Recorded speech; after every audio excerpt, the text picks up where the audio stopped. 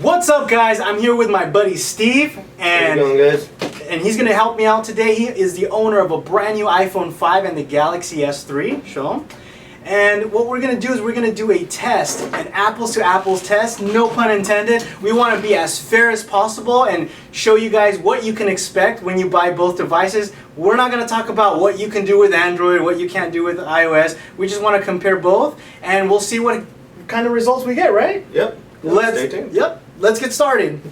So both devices have been charged 100%. You can actually see it here on the Galaxy S3 that it is at 100%, and the iPhone also is at 100%. So one of the nice things I know you guys can see is that on the Galaxy S3, once it's 100%, you'll notice that it has an LED notification, which is kind of nice. But anyhow, we want to do a boot test, and as I told you guys, Steve is going to be helping me out. So on the count of three, and this one's a little finicky, I have to push that first. On the count of three, we're going to go ahead and do this. 1, 2, 3, go.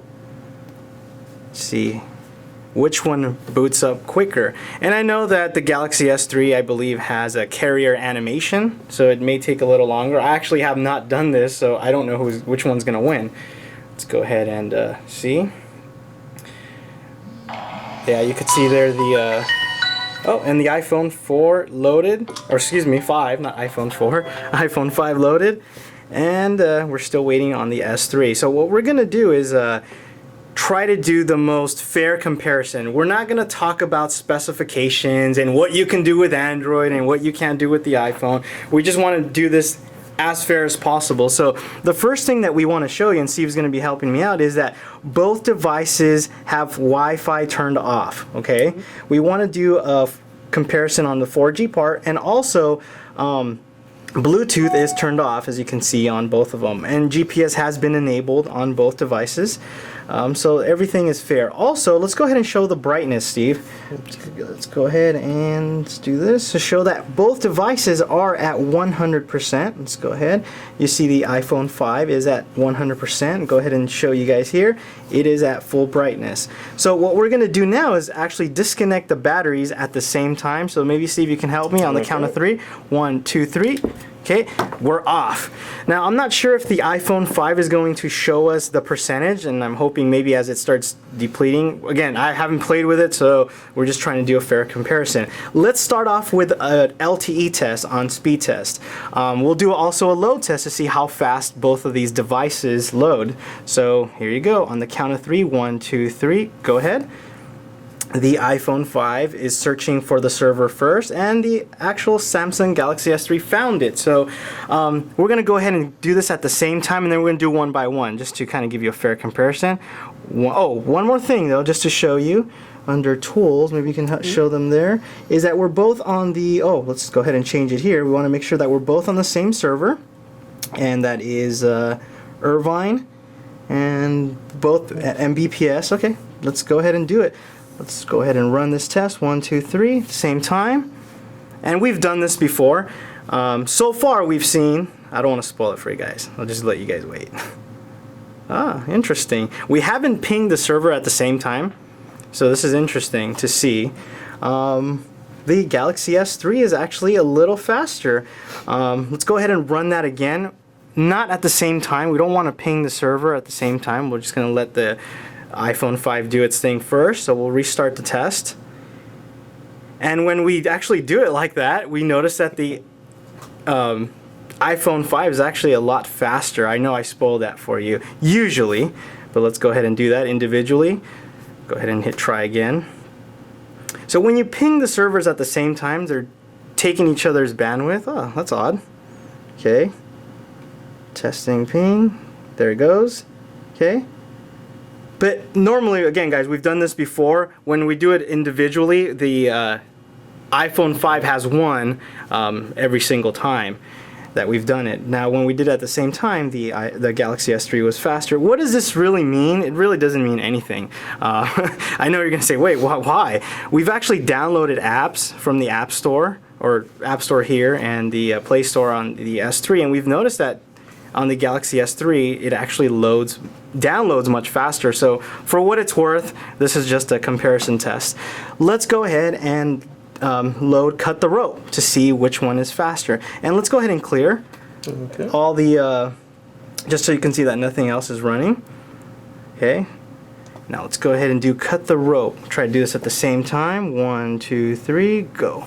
Okay, you can see that the iPhone 5 started up right away and is ready to go.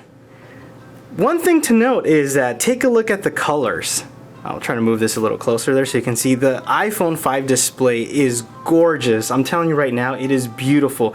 It has a lot more color accuracy. You can see the whites and even like the reds right here. I know it may be a little hard to see on camera, but you're gonna have to take my word for it.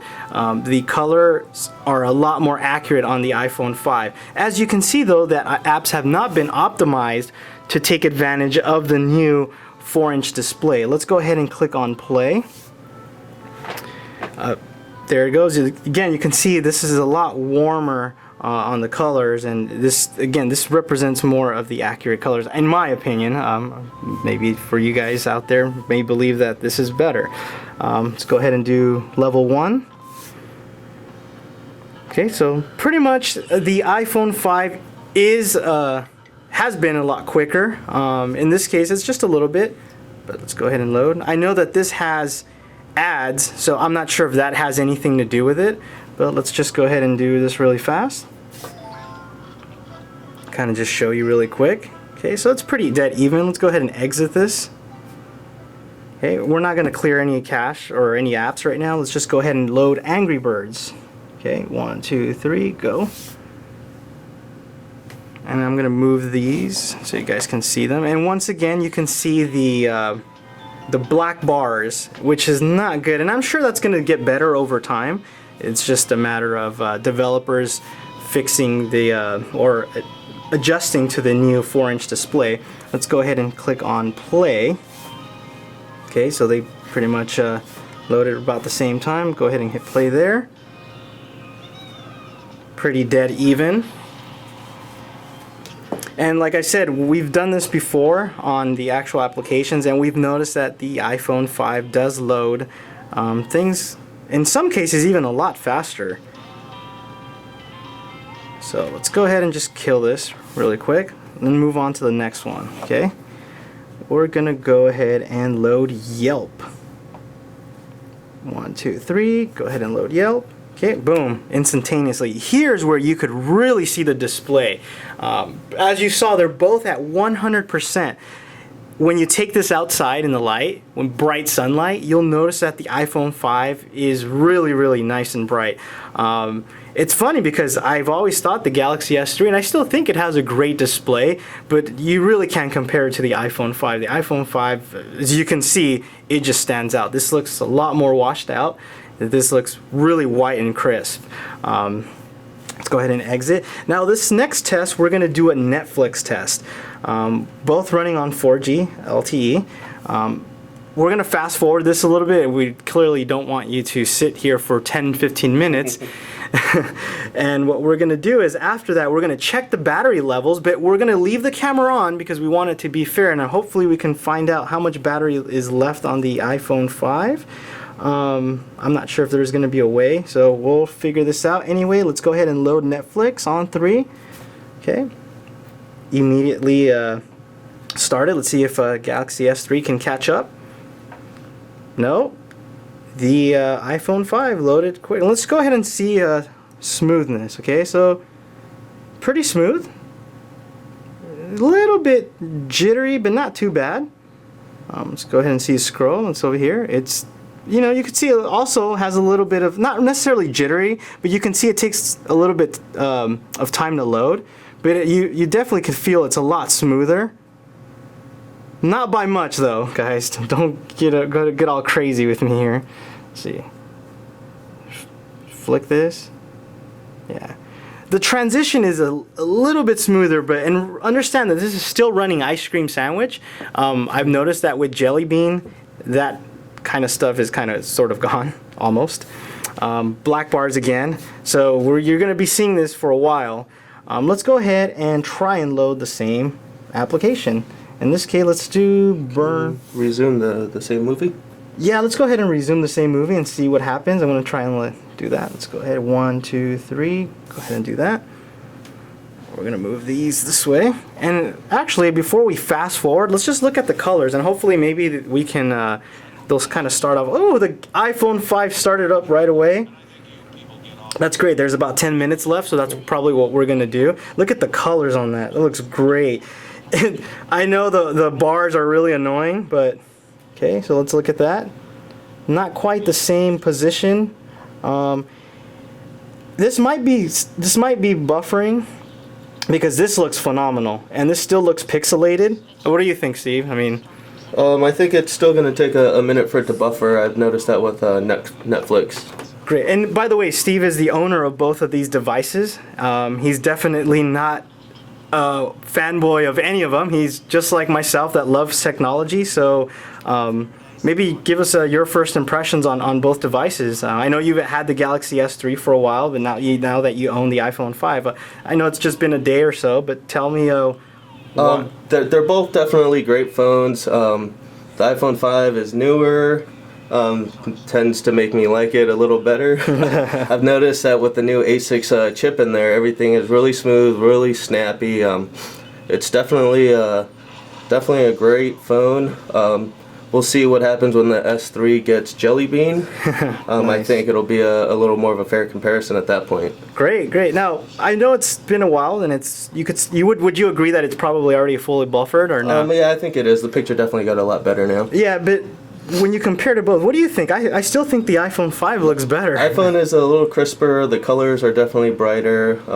I think the display overall is better. Yeah, I mean, it might be hard to see on camera, but you could definitely notice some pixelation, whereas here you don't see any pixelation at all. Of course, the black bars around is annoying, but what we're gonna do, guys, is we're gonna fast forward this. We're just gonna let this run, and hopefully, again, I'm not sure if we'll be able to tell how much battery is left on both devices, but we're trying to run the same test to see a battery test. And I know this is not scientific, so we're just trying to more or less see how the iPhone 5 handles that LTE. And also, we're going to touch the device and see which one gets warmer, because I know that happens. So we'll stay tuned. We're going to forward it, and we'll be back.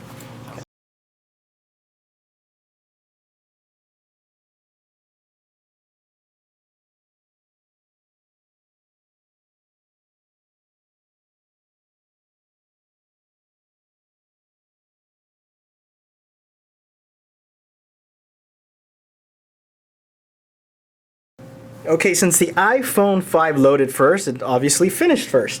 So let's go ahead and see if we can find, I'll let you, Steve, try and figure that one out. I know where the Android one is. You just have to go into settings here and go into battery.